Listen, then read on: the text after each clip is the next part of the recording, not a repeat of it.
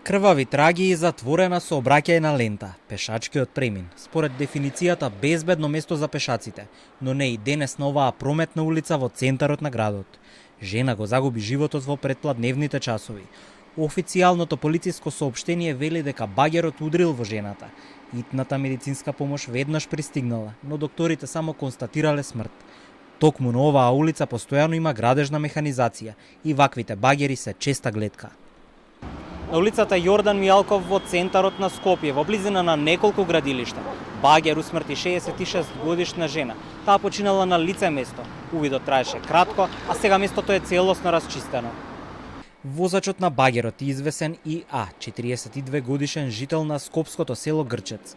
Според информациите на Телма, тој веќе е однесен во полициска станица и дава изјава за стореното.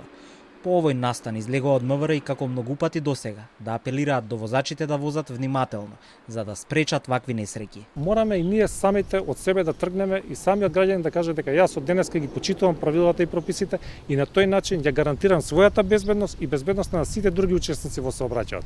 Ако не правиме сообраќајни прекршоци, нема да има сообраќајни несреќи, затоа што за да се случи сообраќајна несреќа, или некој треба да вози пребрзо, или да не пропушти пешак, или да помине на црвено светло. На лице место беше извршен увид од страна на јавен обвинител. Според информациите од полиција, сега се чекаат насоките од обвинителството за идните мерки кои што ќе следуваат за возачот додека да трае истрагата. Чекам за камера да иде након.